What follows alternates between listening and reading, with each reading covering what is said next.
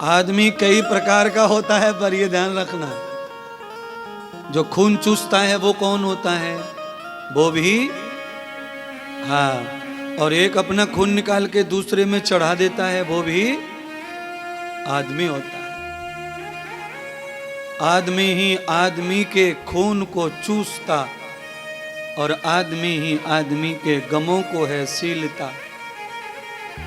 आदमी एक दूसरे के दुख को समाप्त करता है, और जिसके घर में दुख है नहीं, एक तीसरा आदमी आके दुख पैदा कर देता है। किसी किसी घर में कैसी आग लगती है, बहुत अच्छे से घर चल रहा, लड़के की शादी हुई, ऐसी बहू आई कि उसने पूरे घर को चच्चा कहलवा दिया, सबसे पूरे घर में उथल पुथल कर दी इसने। एक घर में पहले से आग लगी थी, एक बहू आई, उसने पूरी आग को बुझा दिया, सब शांत कर दिया। ये दो आदमी अलग अलग हैं बंधुओं, एक सिलने वाला और एक छीछा छई करने वाला, फाड़ने वाला।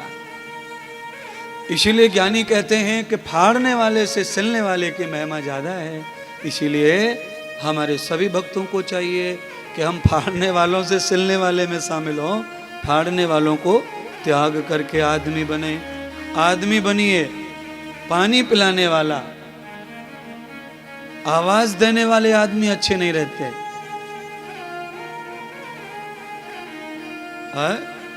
आना रे छोरा, देख जीजा जी आए, चादर बिछाओ, तकिया लगाओ। बोलिए, इतनी देर कहना सुनना बुलाना टाइम लगता है, कह के नहीं करके दिखाओ।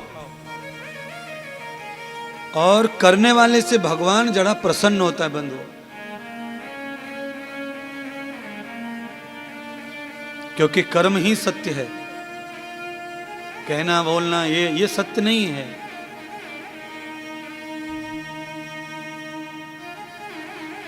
हम कैसे किसी को आदमी बनाएं, ये हमारे पास में गुण होना चाहिए। किसी के व्यवहारिक जीवन में हम पढ़ते नहीं हैं, पर व्यासपीठ पर जब बैठते हैं तो सबके निजी जीवन की बात भी हम बताते हैं। इसके अलावा फिर हम किसी के जीवन में विशेष नहीं जाना चाहते, और हम जाते भी नहीं हैं। हमारे भक्त शिष्य उल्टे सीधे काम करते, हम नहीं पढ़ते उसमें, अलग से हम नहीं समझाना चाहते। सार्वभौम व्यासपीठ से जितना दिया जाए ज्ञान, बहुत ज्यादा आपको चाहते हुए ज्ञान देते हैं। सर्वत्र सनातन के अलावा भी जितने भी मानव संपदा संसार में है, सबका उत्थान हो, सबका कल्याण हो। क्योंकि आदमी जो बन जाता है उसे हिंदू मुस्लिम सिख ईसाई बनने की जरूरत पड़ती नहीं है, वो सर्वत्र सिद्ध हो जाता है। और जो आदमी नहीं बन पाता है, चाहे वो हिंदू बन जाए, चाहे वो बौद्ध बन जाए, चाहे वो इस्लाम बन जाए, चाहे वो जो बन जाए, उसका कदापि कल्याण होने वाला नहीं है। आदमी की सुनता है भगवान, मजहब की भगवान सुनते नहीं है महाराज। किसी संस्कृति को भगवान महत्व नहीं देते, ये ध्यान रखना। वर्णों कारणम विवस्वता, भगवान किसी वर्ण को भी महत्व नहीं देते, भगवान कर्म को महत्व देते हैं। कर्म क्या है? जिन महापुरुषों के गले में हमने तुमने सबने माला पहनाई थी पुतलों को, उन महापुरुषों ने उनके काल में कोई बहुत बड़ी संपदा में जन्म नहीं लिया, बड़े बड़े गरीब परिवार में जन्म लिया। पर उनकी लायकी, उन्होंने खुद को जाति धर्म से ऊपर उठा के आदमी बनाया, तो आज उनके पत्थर की मूर्तियों पे लोग पूजा करते हैं, माला चढ़ाते हैं। ये आदमी की पूजा है। रावण के जैसे और भी अत्याचारी हुए, रावण के जैसे और भी आक्रांता हुए, पर उनमें आग पुतलों में कोई नहीं लगा रहा है। अकेले रावण को ही दुनिया चला रही है, क्योंकि रावण ने अति से ज्यादा अपराध किया, स्वयं भगवान से आके अड़ गया वो। बाकी जो आक्रांता हुए, उन्होंने समाज को शोषित किया, समाज को तकलीफ दी, पर भगवान को वो मानते। पर रावण शंकर का शिष्य होकर राम से भिड़ गया, इसीलिए उसका पुतला आज तक जलाया जा रहा है। नहीं तो रावण से ज्यादा बलात्कारी, रावण से ज्यादा दुष्ट, रावण से ज्यादा आक्रांता बड़े बड़े लोग महापुरुष भी हुए हैं, पर उनका कोई पुतला नहीं जलाता है।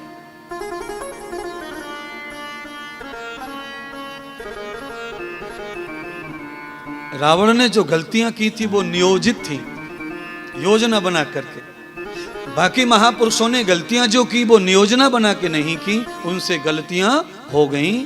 और बिना योजना के जो गलती हो जाती है उसका दंड तो आता है, पर समाज उसे माफ भी कर देता है।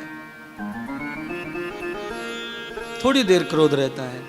देखो आपने रोड पे बहुत एक्सीडेंट देखे होंगे। अगर एक्सीडेंट का होने के बाद अगर ड्राइवर वहां से भाग गया तो समझ लो उसके प्राण बच गए, लोग ढूंढ के नहीं मारते उसको। अगर एक्सीडेंट हुआ है और ड्राइवर वहां मौजूद है तो लोगों को 10 मिनट के लिए ऐसा क्रोध आ जाता है कि फिर वो अपने हाथ में कानून ले लेते हैं और उसे मार डालते हैं, गाड़ी जला डालते हैं, नुकसान कर देते हैं। पर एक्सीडेंट जो है वो किसी की नियोजित संस्कृति नहीं है, वो हादसा है, एक घटना है, गलती है, तो उसके लिए सरकार उसे माफ करती है थोड़े दिनों के बाद।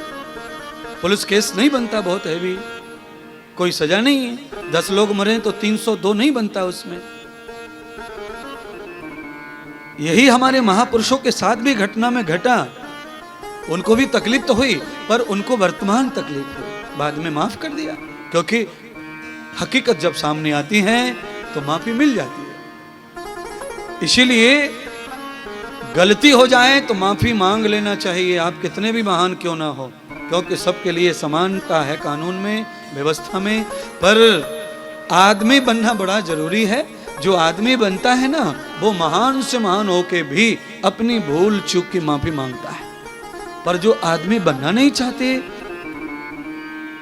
जो आदमी है ही नहीं और जो आदमी बनना भी नहीं चाहते, वो माफी नहीं मांगते गलती करके। उनमें अकड़ रहती है अंदर से, क्योंकि वो आदमी है नहीं, वो तो मुर्दे अंदर से मरे हुए हैं। और जो मरा हुआ है वो अपनी गलती को गलती नहीं स्वीकार करेगा, क्योंकि वो तो अचेत है, वो मर चुका है। और जो मर जाता है वो गलती स्वीकार नहीं करता है।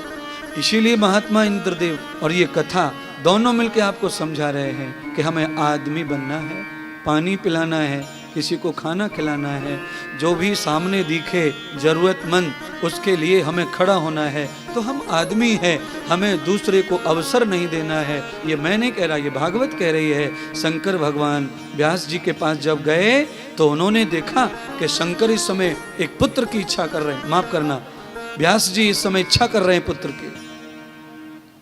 तो भगवान शंकर ने सोचा कि इनको पुत्र चाहिए तो क्यों चाहिए। तो व्यास जी से पूछा तुम्हें क्यों पुत्र चाहिए। तो कहा मुझे प्रचार करने वाला पुत्र चाहिए। काहे का प्रचार। तो कहा धर्म का प्रचार करे। ऐसा पुत्र चाहिए जो नारायण की, कृष्ण की कथा का प्रचार करे, जन जन तक भागवत पहुंचा दे, ऐसा पुत्र चाहिए। तो भगवान शंकर ने कहा ये अवसर मैं किसी और को क्यों दूं, ये मौका मुझे मिला है तो ये मौका मैं पाऊंगा। इसीलिए आदमी बनने का मौका मिले बंधुओं तो किसी और को मत बुलाओ, आदमी स्वयं बनो। शंकर भगवान कहते हैं अगर प्रचारक और धर्माचार्य बनूं तो मैं बनूंगा, मैं दूसरों को क्यों बुलाऊं, इस देवता को बुलाऊं, उस देवता को बुलाऊं। और भागवत की कथा, कन्हैया की कथा मैं और किसी से करवा के मैं क्यों गर्त में जाऊं। अरे घर में पार्वती कथा सुनती नहीं है, मेरे मुंह से वो सोती रहती है और मैं बिना हरि के रह नहीं सकता, तो फिर मेरा तो नुकसान हो जाएगा। अवसर मिला है तो मुझे आदमी बनना चाहिए, धरती लोक पर जाकर कथा सुनानी चाहिए। तो आपको भी मौका मिला है धरती लोक पे आने का, तो आदमी आदमी ही रहे। है? आप आदमी नहीं रहे ना, कोई ठेकेदार हो गया, कोई कॉन्ट्रैक्टर हो गया, कोई डेवलपर्स हो गया, कोई फलाना बेफर्स हो गया। है? आदमी तो रहो ना। आप कलेक्टर हो जाइए ना, कौन ना बोल रहा है, वकील साहब हो जाओ ना, पर आदमी तो रहो। कोई पहचान तो ले कि आदमी आ रहा है।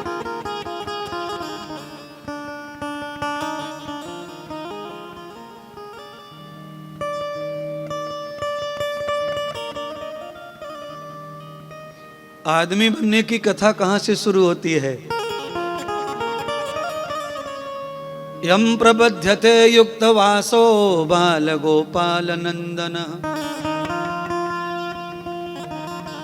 भगवान श्री कृष्ण ने आदमी बनने की पहली लीला की। क्या है वो पहली लीला। वैसे उन्होंने बहुत सारी लीलाएं कर ली, पर वो सारी लीलाओं में चमत्कार जैसा था। पहली लीला, आदमी बनने की पहली लीला कब होती है। गर्भाधान संस्कार।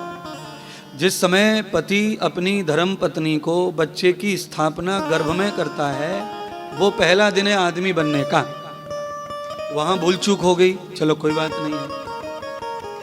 पत्नी को पता लगे कि मैं मां बन गई, उस दिन दूसरा चांस है आदमी बनाने का।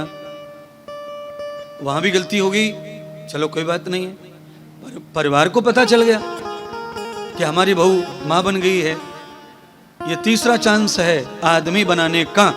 एक से भूल हो गई, दो से भूल हो गई, अब सास संभले, ससुर जी को पता चला वो संभले, पति को पता चला वो संभले, है बहू की माँ को पता चला वो संभले, चलो ये चौथी भूल हो गई। पेट बड़ा हो गया, अब पूरे समाज को पता चल गया कि गर्भवती जा रही है, तो भी आदमी बनाने का ये चांस है, समाज मिलके बना सकता है। पर यहां भी भूल हो गई तो बाहर आए तब भी बना सकते हैं। इतने में भूल हो गई तो आखिरी में आपको कहना चाहता हूं कि बच्चा जब तुम्हारा 5 वर्ष का हो जाए, पहली बार जब स्कूल जाए, विद्यालय जाए, तो ये यहाँ से आदमी बनने की प्रारंभ दोबारा शुरू हो जाता है। ये दूसरा जन्म है बच्चे का, एक जन्म हो चुका है, तो इस जन्म को भी आप सिद्ध कर सकते हैं। उसे आदमी बनाने वाले स्कूल में भेज सकते हैं, पर आप नहीं भेज रहे। आप क्या कर रहे हैं? 3 लाख रुपए फीस भरते हैं, पर उसे आदमी नहीं गधा बनाना चाहते हैं, उसे नौकर बनाना चाहते हैं, आप उसे एक मशीन बनाना चाहते हैं, आप उसे कारीगर बनाना चाहते हैं। और ये शास्त्र और ऋषि और भगवान कहते हैं कि नहीं, आदमी बनो।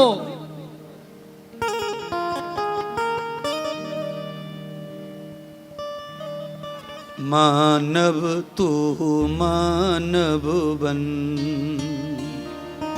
सब छोड़ के पागलपन।